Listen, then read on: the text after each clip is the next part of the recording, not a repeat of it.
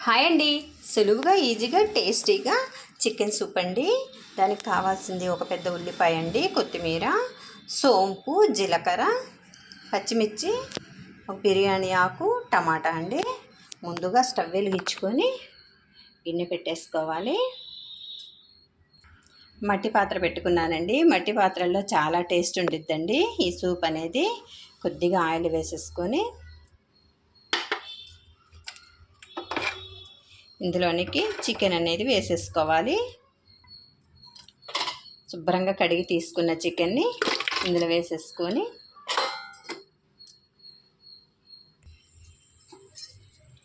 మూత పెట్టి కాసేపు ఉడికించాలండి. ఒక 2 సెకండ్లు ఉడికిస్తే అందులోంచి వాటర్ అనేది వచ్చి ఇంకిపోయిద్దండి మొత్తం. ఆ తర్వాత ఎసరు పోసుకోవాలి.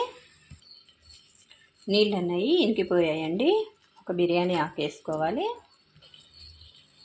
1 టేబుల్ స్పూన్ పసుపు వేసుకోవాలి.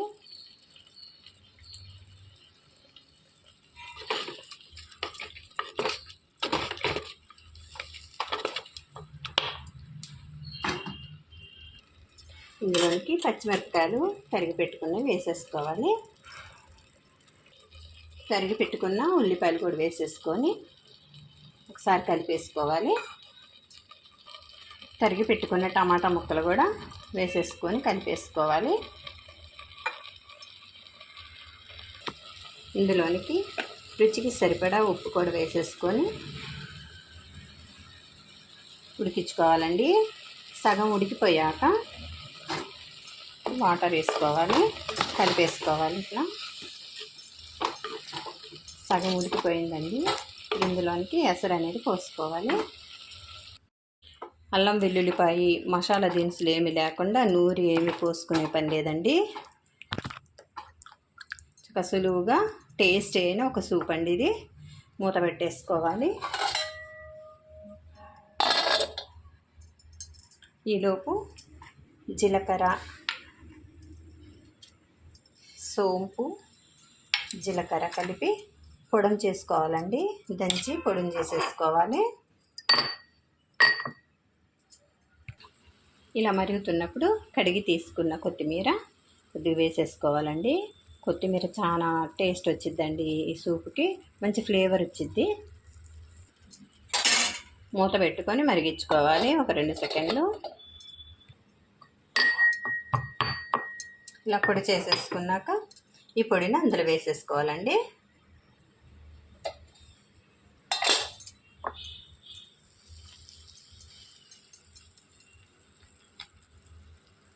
ఈ సోంపు అనేది జీర్ణశక్తిని పెంచిద్దండి. సోంపు, జీలకర్ర మంచి బాడీకి మంచిగా పనిచేస్తాయండి. దీనివల్ల ఈ సూప్ అనేది మరింత టేస్ట్ వచ్చిద్ది, వాసన బాగుండిద్ది. ఈ రెండేనండి ఇందులో దంచి వేసుకునేది. ఇంకా అల్లం వెల్లుల్లి పేస్ట్ కానీ ఇంకా మసాలా దినుసులు కానీ ఏమీ వేసేది లేదండి. మరిగిపోయిందండి సూప్ అనేది, చక్కగా ఉడికిపోయింది. మంచిగా ఈ చికెన్లోని రసం అంతా అందులోకి దిగిపోయి చారు అనేది మంచి టేస్టీగా తయారైందండి. ఇప్పుడు తాలింపు వేసేసుకోవాలి. స్టవ్ వెలిగించుకొని తాలింపు రెడీ చేసుకుందామండి. ఇందులోనికి 1 టేబుల్ స్పూన్ ఆయిల్ వేసుకోవాలి.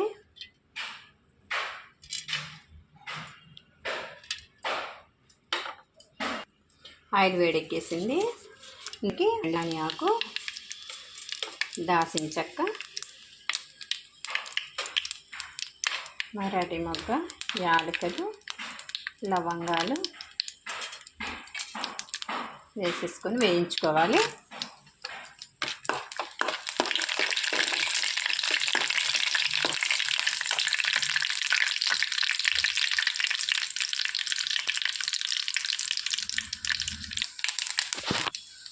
కొద్దిగా కరివేపాకు వేసేసుకొని వేసేసుకోవాలి.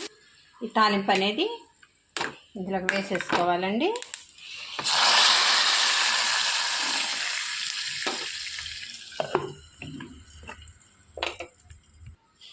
రెడీ అయిపోయిందండి చికెన్ సూప్ అనేది.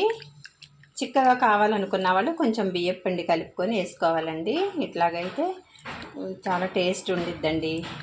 జలుబు వచ్చినప్పుడు, అన్నం తినబుద్ధి కానప్పుడు ఇలా చేసుకుంటే చక్కగా మంచి వాసనతో మంచి టేస్ట్తో అన్నం తినేసేయచ్చండి.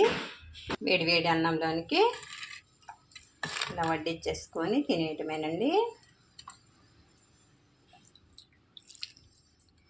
ఈ చారుతో అన్నం అనేది శుభ్రంగా జలుబు చేసిన వాళ్ళు, నోరు బాగోలేని వాళ్ళు ఎప్పుడైనా వెరైటీగా ఎప్పుడు రొటీన్గా వండుకొని అల్లం వెల్లుల్లి గరం మసాలా అవన్నీ కాకుండా ఇలా చేసుకొని తినడానికి చాలా బాగుంటుందండి. హెల్తీ కూడాను.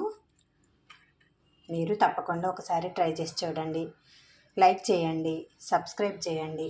బాయ్ అండి.